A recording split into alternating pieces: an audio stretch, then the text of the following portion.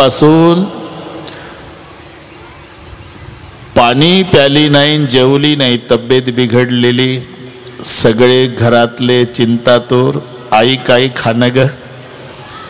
मुलाला सांगते, नाही बेटा काहीच खायचं नाही, माझी एकच इच्छा आहे, माझ्या लेकीला निरोप द्या, तिला बोलून घ्या, एकदा मला डोळे भरून पाहू द्या, मग डोळे लावून घ्यायचे आहे मला. माय याला म्हणतात. मग निरोप येतो. 2 दिवस झाले आई काही खात नाही, तुमच्या जीव गुंतला म्हणे. निरोप आला, पण आता जावं आप्पा तर मजुरी पडते. 1 दिवस परिवारासहित उपवासी राह, पण मायला भेटून ये. त्या भाकरी खाणाऱ्या महिला सल्ला देतात, तिलाही पटतं. आणि मग सकाळी ती तयारी करते. आप्पा काय तयारी म्हणजे तुटक्या नाड्याची पिशवी, रिकाम्या हातानं कसं जावं माईच्या भेटीला म्हणून 2 भाकरी बांधल्या, त्याच्यात चटणी. आणि सकाळी काळी पिवळी पकडली, टेम्पो पकडला, तिथून एक ट्रक पकडला, तिथून एक एसटी पकडली. सकाळपासूनची उपवासी आहे. दुपारी 2 वाजता तिच्या माहेरपासून 2 किलोमीटरवर स्टॉप, तिथं एसटी थांबली, घाई उतरली. असं करीत 2:30 वाजता माईच्या झोपड्या पुढे आली. घामानं भिजलेली, हातात तुटक्या नाड्याची पिशवी, ज्याच्यात 2 भाकरी आणल्या मायसाठी. तो नातू खेळत होता. त्याचं लक्ष गेलं आणि ते पळतच गेलं घरात आजीजवळ. 80 वर्षाची माय आणि 60 वर्षाची मुलगी. माहेरचा आनंद सांगतो मी.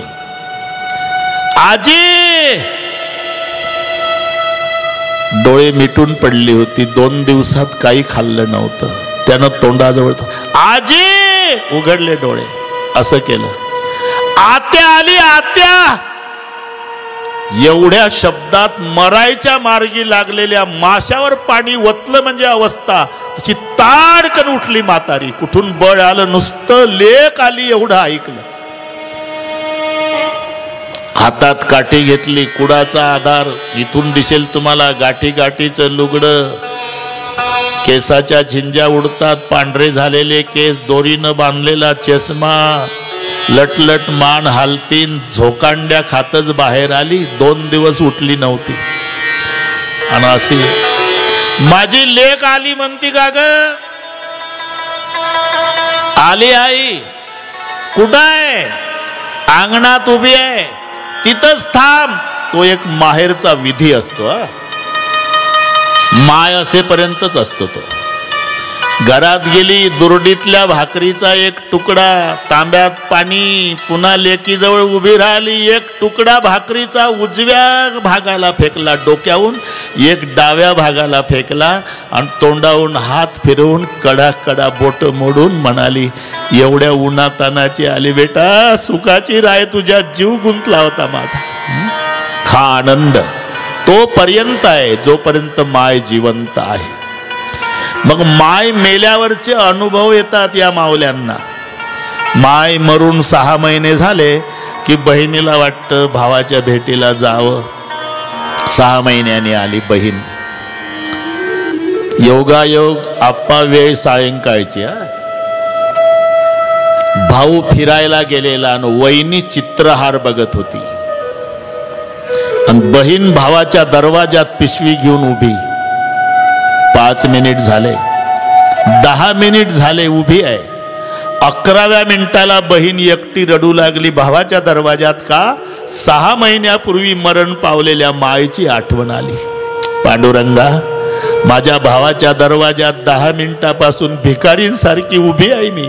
आज माझी माय असती, कावरी बावरी होऊन आली असती, माझी पिशवी घेतली असती, तोंडावून हात फिरवून डबडबल्या डोळ्यानं म्हणली असती, सुखाची राय बेटा. हा आनंद तोपर्यंत आहे जोपर्यंत माय. मी का सांगितलं हे? दक्ष राजानं ताकीद केलेली. जो सन्मान करेल सतीचा त्याचा शिरच्छेद करण्यात येईल. पण त्या कायद्याला घाबरली नाही ती माय. सादर भली मिली एक माता, प्रसूती कडकडून भेटली. सतीनं पुढे येऊन बघितलं. शंकराला पूजेचं स्थान नाही. सती ब्रह्मरुंदावर रागावली. ब्रह्मरुंदांनो, ज्या यज्ञामध्ये शंकराला स्थान नाही तो यज्ञ पूर्णत्वात जात